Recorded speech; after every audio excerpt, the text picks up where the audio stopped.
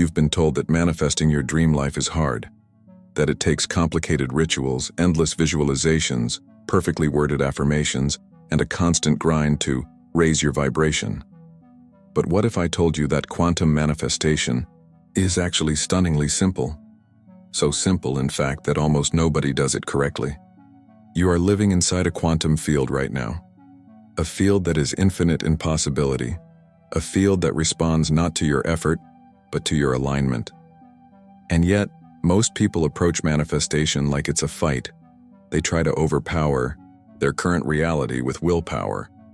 They repeat affirmations they don't believe, visualize outcomes they secretly doubt, and force themselves to think positive while their body is still locked in fear, scarcity, and stress. And this is where the whole system collapses. Because in the quantum world, forcing is friction. Let's strip this down to something beautifully simple. Quantum manifestation is not about getting what you want. It's about collapsing the version of reality where you already have it. It's not about changing the external world first. It's about embodying the internal signal that pulls that world toward you. The quantum field holds every possibility: success and failure, abundance and lack, love and loneliness, health and struggle. All of it already exists as waves of probability. But here's the kicker. The wave doesn't collapse into your lived reality until it meets a coherent observer. That's you. Your focus, your attention, your emotion. They are the sculptors of reality. But most people are caught in a loop. They're observing from fear. They're focusing on what's missing. They're vibrating in the frequency of lack while trying to pull in abundance. And in the language of the quantum, this is noise, not signal. You've been taught to chase what you want. But the real art of manifestation is to become the version of you that no longer needs to chase. It's the version of you that remembers, I am already entangled with the life I desire. The field is waiting for my signal. My job is not to push harder. It's to become clearer. So why don't people do this? Because simplicity is disarming. Because letting go feels unnatural. Because surrendering the chase feels like giving up. But here's the paradox no one talks about. The moment you stop needing it so badly, the field can finally deliver it to you. Let me give you an example. Think about a time when something came to you effortlessly. Maybe you ran into the perfect person by accident, got an opportunity you weren't even seeking, or had a breakthrough idea when you weren't trying. What's the common thread? You weren't gripping, you weren't forcing, you were open, aligned, available. That's quantum manifestation at work, whether you realized it or not. You see, the quantum doesn't care about your words. It reads your energy. You can say I am wealthy 1,000 times, but if your body is still broadcasting fear, if your heart is still clenched in scarcity, if your nervous system is still addicted to struggle, the field will mirror that chaos back to you. Not because it's cruel, but because it's precise. So here's the radical shift. Quantum manifestation begins when you stop focusing on getting and start focusing on being. You become the signal. You embody the vibration. You let your state lead, not your effort. But that raises a critical question. What exactly does the quantum field respond to? Is it just thoughts, emotions, beliefs, actions? And how do you align these layers so they're not sending mixed messages? This is where most manifestation teachings fall apart. They focus on just one piece, usually thoughts or feelings, without addressing the deeper coherence of the system. They tell you to think positive without addressing the trauma stored in your body. They tell you to visualize without clearing the subconscious sabotage that derails you. They tell you to affirm success while your nervous system is still bracing for failure. But the quantum listens to the whole signal, the integrated, embodied signal. And that's why alignment isn't a mental game. It's a full body, full system, full field shift.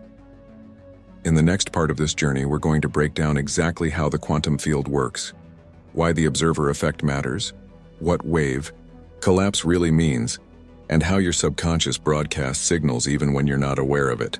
We're going to expose the elegant mechanics behind what seems like magic. And I'm going to show you why manifestation works best when you stop trying so hard.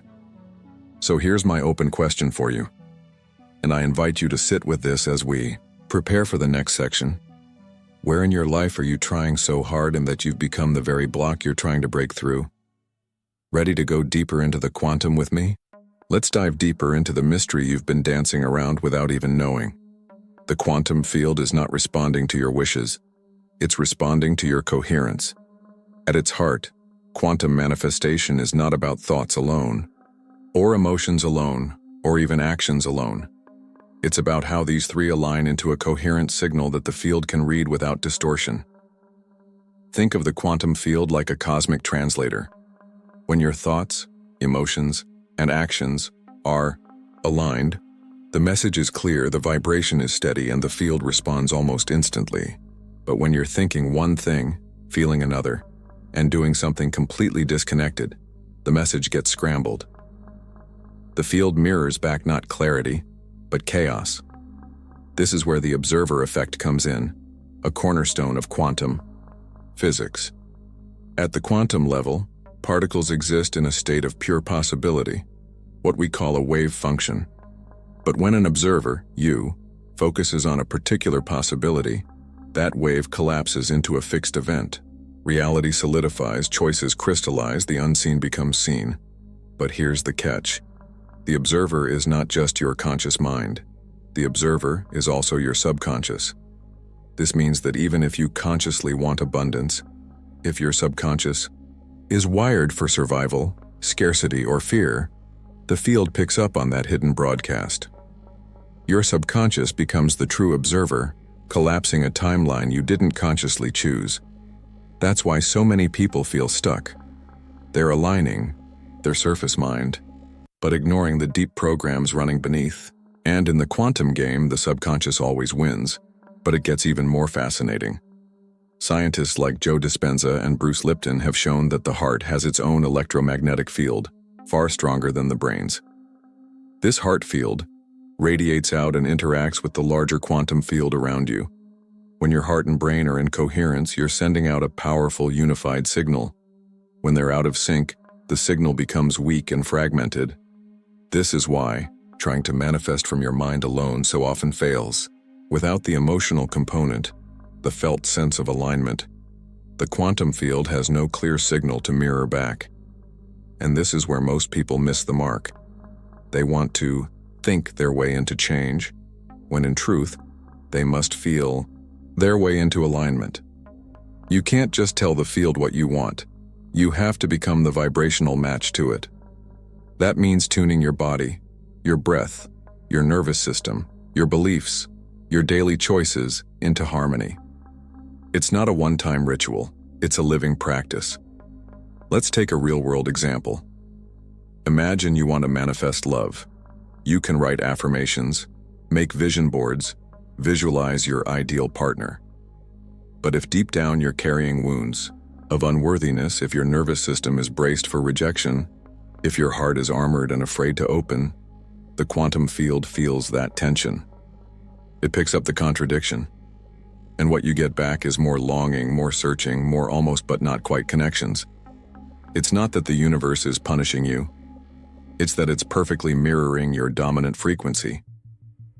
So what's the shift? The shift is into coherence, into feeling whole now, into practicing the emotions of what you desire before it shows up, into embodying the state of already having it, so the field can collapse that timeline into form. You become the frequency first, and the form follows. Now, this might sound like a lot, but here's the simple, profound truth. The more you let go of controlling the outcome, and the more you focus on regulating your internal state, the faster the quantum responds. This is why the title of this video says it's simple, yet nobody does it, because the human mind loves to complicate. We want 10 steps, 5 hacks, a guaranteed formula. But the quantum isn't a machine. It's a mirror. It's a dance partner. It's alive, responsive, intelligent, and it's waiting for you to meet it with a steady, embodied presence. So here's where I want to invite you into this practice. Take a deep breath right now. Notice how your body feels as you listen. Notice where you're holding tension. Notice the stories running in the background, and just for a moment, soften. Let the grip loosen. Let the need to fix, force, and figure it all out dissolve. Feel what it's like to be okay right here, right now, without needing anything to change. This is where your power begins. Before we move on, I'd love to invite you into something that helps anchor this shift. If you're feeling a spark of recognition, if something in you is lighting up right now, hit that subscribe button. Join this space, this conversation, this community, and in the comments, drop one word, just one, that names the energy you want to embody this week. Maybe it's trust. Maybe it's ease. Maybe it's joy. Whatever comes to you first, that's your signal. Share it. Name it. Let it be real. Because the moment you name it, you start to align with it. Are you ready to explore why no one talks about this part of manifestation? The part that's so simple it almost feels like cheating. Shall we move into the next layer? So why is it that almost nobody actually does this? Why, with all the books, courses, and endless YouTube videos on manifestation, do so many people stay stuck, frustrated, and disappointed? The answer is both simple and uncomfortable. Because letting go feels unnatural. The human mind is addicted to control. We've been conditioned to believe that the more we effort, the more we deserve. That struggle equals worth. That the harder we work, the more likely we are to succeed. So when we encounter a system like quantum manifestation, where the central key is coherence, alignment, and surrender, it short-circuits our programming. We keep trying to force outcomes, even though forcing is the very frequency that tells the field we don't trust the process. Let's break this down. Most people who fail at manifestation are caught in what I call the control trap. They are constantly monitoring their results. They visualize abundance but check their bank account every hour with anxiety. They script about love but obsess over text messages and dating apps. They declare health but scan their body for symptoms every morning. In doing this, they send a signal of mistrust to the field. They are affirming one thing consciously, but broadcasting the opposite subconsciously. Why does this matter so much? Because the quantum field does not speak English, or Spanish, or Portuguese, or any human language. It speaks the language of energy, and energy never lies. You can say all the right words, but if your nervous system is bracing for loss, if your mind is locked in loops of doubt, if your body is flooded with cortisol, the field listens to that deeper frequency. This is why so many people are exhausted. They are doing all the things, but they are doing them from a place of hypervigilance, scarcity, and lack. And so they loop. They manifest more waiting, more lack, more efforting, more searching, because energetically, they are not in the timeline of already having. They are in the timeline of trying to get. And here's where it gets even more subtle. The subconscious mind runs about 95% of your life. It is the automatic pilot that shapes your habits, beliefs, emotional reactions, and sense of identity. You may consciously want a breakthrough, but if your subconscious is anchored in old stories, I'm not enough, nothing works, for me, I have to fight for everything, those stories will collapse the wave into the same old outcomes. This is why affirmations without embodiment feel hollow.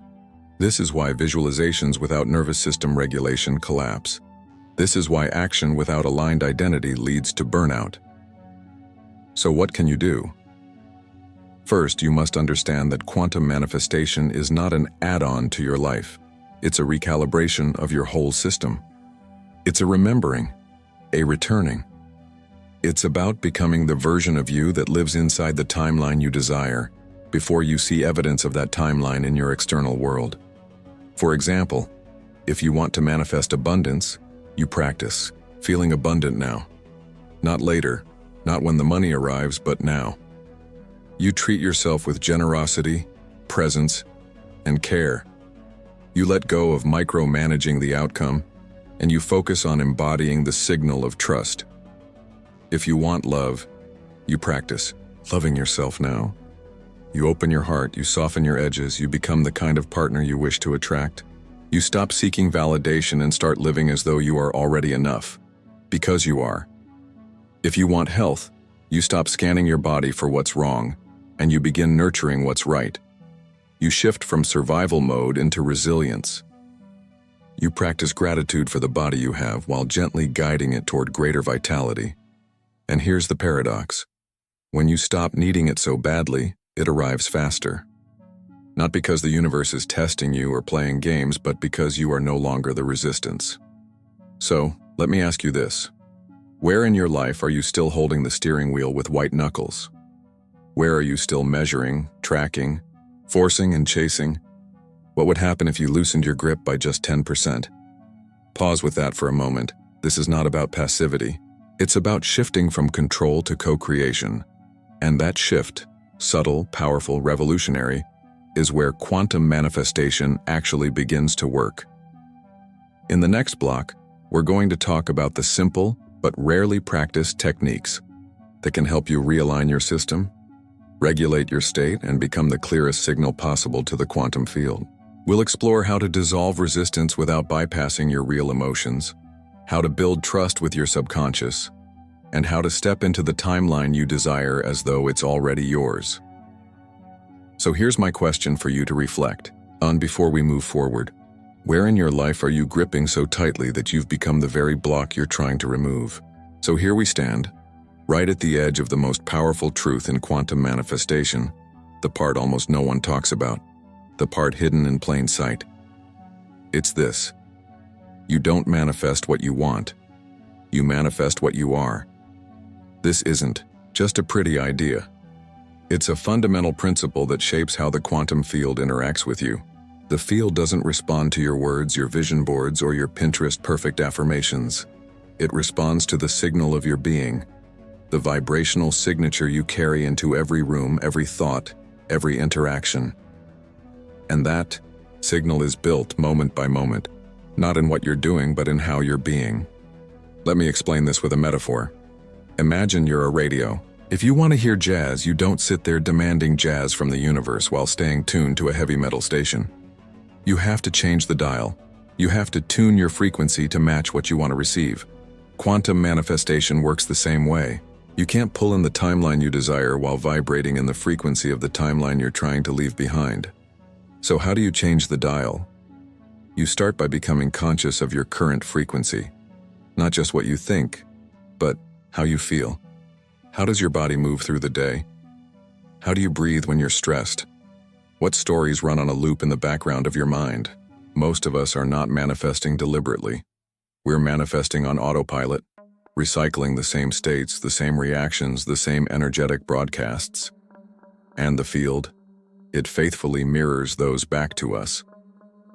The shift begins when you interrupt the pattern, not with brute force, not with frantic effort, but with simple embodied practices.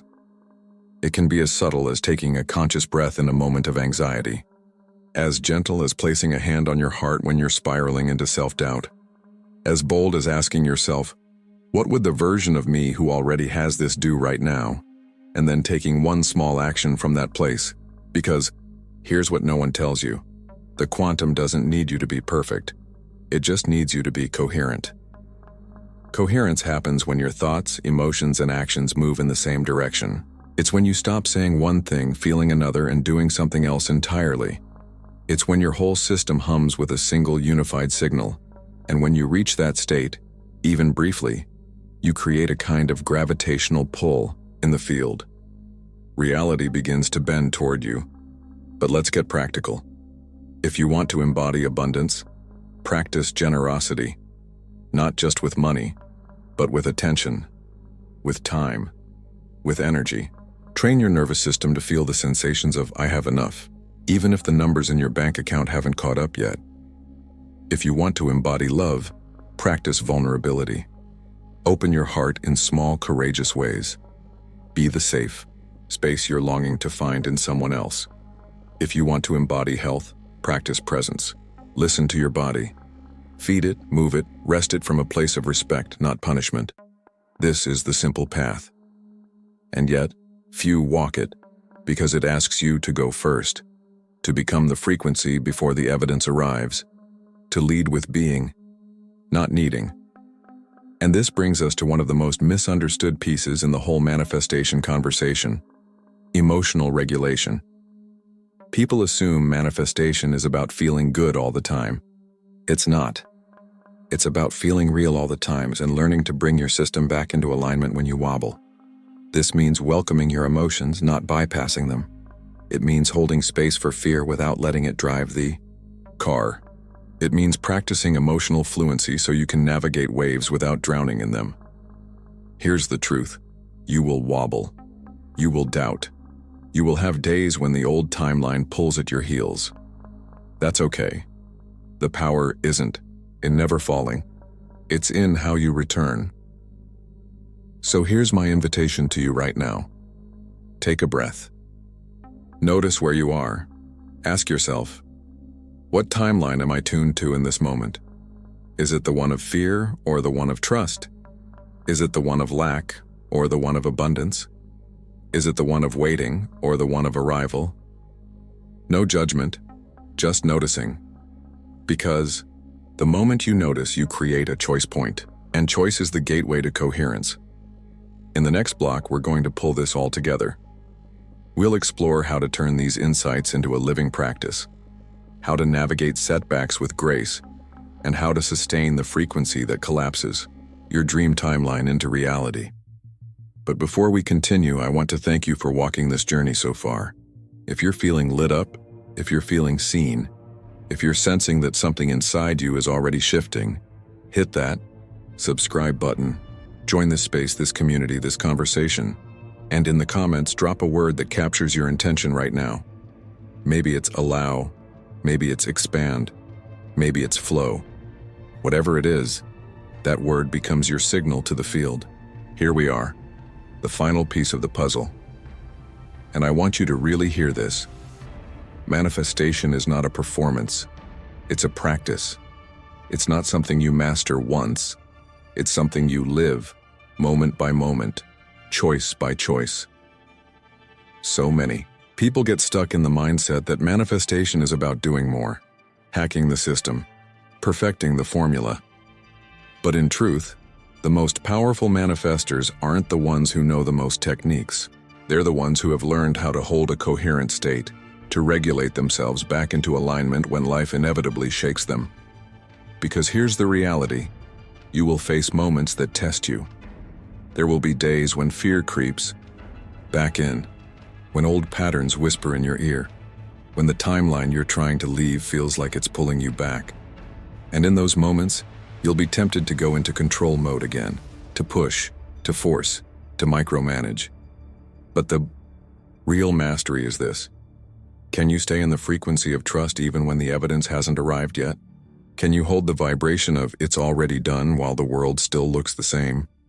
Can you become so anchored in the new timeline that the old one no longer seduces you? This is where embodiment becomes non-negotiable. So let's make this practical. Every morning, before you check your phone, take a few breaths and ask yourself, what frequency am I tuning into today? Is it scarcity or abundance? Fear or trust? Control or flow? Throughout the day, use your body as your compass. Your body will tell you when you've slipped out of alignment. You'll feel the tension, the tightness, the contraction. And in that moment, you don't need to shame yourself or spiral. You just need to notice, breathe, and recalibrate. Ask, what would the version of me living in my desired timeline choose right now? Then take one small action from that place. And at night, before you drift to sleep, replay the day not with judgment but with curiosity. Where did you wobble? Where did you align? Where did you glimpse your own power? Gratitude amplifies coherence. Acknowledge even the smallest wins. Now here's something most people miss. Community matters. We are social, energetic beings. We co-regulate with the people around us. When you surround yourself with others who are practicing coherence, who are playing in the quantum field, who are committed to embodiment, your system entrains to that vibration. This is why it's so important to curate your environment, not just physically, but energetically. Find the voices, the spaces, the communities that remind you of who you are becoming. Fill your field with reminders of your chosen timeline. Let your external world become an ally to your internal practice, and remember this: there's no finish line. The point isn't to arrive and then stop. The point is to live inside a continuous unfolding, where you become the living edge of your own evolution, where you don't just manifest things, but you become someone who lives as a creator, a co-creator, a conscious participant in shaping reality. Because here's the most beautiful part: the quantum field is not separate from you. It's not something you manipulate from a distance, it's something you're entangled with. You are the field. You are the wave. You are the observer and the observed. So when you tune your frequency, you're not just asking life to meet you, you're becoming the version of life you've been seeking. I want to leave you with this invitation. In the comments, drop one word that captures the energy you're choosing to carry forward after this video. Maybe it's alignment, maybe it's ease, maybe it's power, maybe it's something uniquely yours. Let that word be a small but profound declaration, a quantum seed you plant not just in this space, but in yourself. And if this video has stirred something inside you, if you felt a shift, a remembering, a spark, I warmly invite you to subscribe. This isn't just a channel, it's a living space, a gathering point for those ready to step into their own creative power. When you hit subscribe, you're not just joining a list, you're joining a movement of minds and hearts reshaping what's possible. Thank you for walking this journey with me. Thank you for your presence, your attention, your energy. You are not just a viewer, you are a participant in this unfolding. Keep tuning, keep aligning, keep playing in the field, because when you do, the quantum responds.